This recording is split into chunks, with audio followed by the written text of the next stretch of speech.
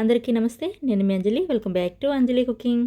ఇవాల్టి వీడియోలో అస్సలు శనగపిండి అనేది వాడకుండా, నూనె కూడా పీల్చకుండా ఈజీగా డైజెషన్ అయ్యి నోట్లో వెన్నలా కరిగిపోయే జంతికల్ని ఎలా చేసుకోవచ్చో చూపిస్తున్నాను.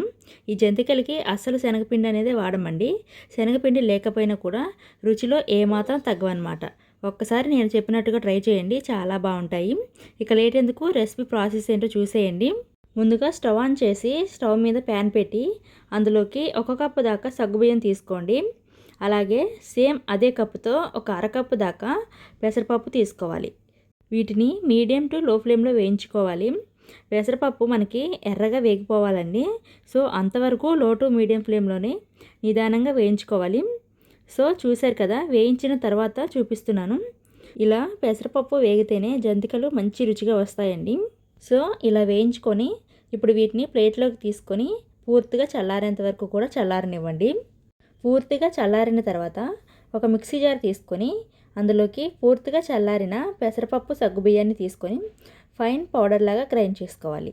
మధ్య మధ్యలో ఆపుతూ మీకు ఎంతవరకు సాధ్యమో అంతవరకు మెత్తని పౌడర్ లాగా గ్రైండ్ చేసుకోవాలి. సో ఇలా ఫైన్ పౌడర్ లాగా గ్రైండ్ చేసుకోవాలి. ఇలా మెత్తగా గ్రైండ్ చేసిన పౌడర్ని జల్లించుకోవాలి. పిండి కలపడానికి వీలుగా ఉండే గిన్నెను తీసుకొని జల్లెడ పెట్టి గ్రైండ్ చేసిన పెసరపప్పు సగ్గుబియ్యం పౌడర్ని వేసి జల్లించుకోవాలి.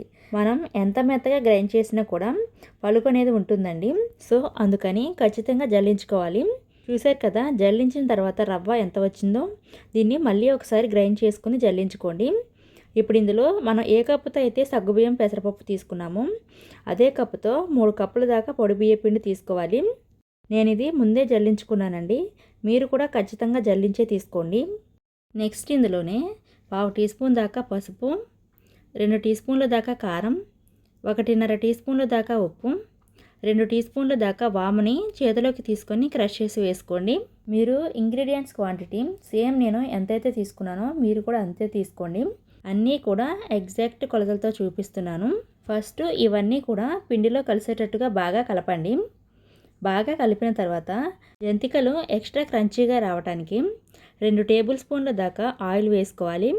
ఆయిల్ వేసుకొని చేత్తో రబ్ చేస్తూ మంచిగా కలుపుకోవాలి. ఈ ఆయిల్ ప్లేస్లో మీరు కావాలంటే ఇంట్లో తయారు చేసిన వెన్నైనా యూస్ చేయొచ్చండి.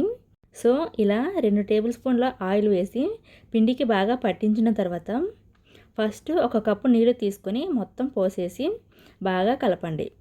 ఆ తర్వాత మరికొన్ని నీళ్ళు తీసుకొని అవసరానికి తగ్గట్టుగా కొద్ది కొద్దిగా పోసుకుంటూ పిండి ముద్ద అయ్యేదాకా కలుపుకోవాలి. నీళ్ళు ఒకేసారి పోసారనుకోండి పిండి మరీ లూజ్గా అవుతుంది. సో చూసుకొని కొద్ది కొద్దిగా పోసుకుంటూ ఇలా ముద్దలా అవ్వాలన్నమాట. ఇలా కలిపిన తర్వాత పిండి కన్సిస్టెన్సీ చూడండి, ఇలా సాఫ్ట్గా ఉండాలి. సో ఇలా పిండి కలిపి రెడీ చేసుకున్న తర్వాత నెక్స్ట్ జంతికల గొట్టాన్ని తీసుకొని నేను ఇక్కడ జంతికలు చేయడానికి ఇలాంటి హోల్స్ ఉన్న ప్లేట్ను తీసుకున్నాను. మీకు నచ్చిన సైజు ఉన్న ప్లేట్ను తీసుకొని జంతికల గొట్టంలో పెట్టి జంతికల గొట్టానికి అడుగున అంచులకి కూడా ఆయిల్ని గ్రీస్ చేసుకోవాలి. ఇలా ఆయిల్ని గ్రీస్ చేయడం వల్ల పిండి జంతికల గొట్టానికి అంటుకోకుండా ఈజీగా దిగుతుందండి. జంతికల గొట్టానికి ఆయిల్ గ్రీస్ చేసిన తర్వాత మనం కలిపిన పిండిలో నుండి జంతికల మిషన్కి సరిపడా పిండి తీసి సిలిండర్ షేప్లో చేసి జంతికల గొట్టంలోకి కూరుకోవాలి. అలాగే మిగిలిన పిండి ఆరిపోకుండా మూత పెట్టి పక్కన ఉంచండి. జంతికల గొట్టానికి మౌల్డ్ కూడా పెట్టి ఇలా రెడీ చేసుకోవాలి. ఇప్పుడు మనం ఈ పిండిని ఆయిల్లో ఒత్తుకోవాలి కాబట్టి అందుకోసం స్టవ్ మీద కడాయి పెట్టి అందులో డీప్ ఫ్రైకి సరిపడా ఆయిల్ పోసి ఆయిల్ని బాగా వేడి చేసుకోవాలి. ఆయిల్ వేడయ్యాక ఫ్లేమ్ను లోలో పెట్టి పిండిని ఒత్తుకోవాలి. ఇలా సరిపడా ఒత్తిన తర్వాత ఫ్లేమ్ను మీడియం టు హై ఫ్లేమ్లో పెట్టి వేయించుకోవాలి.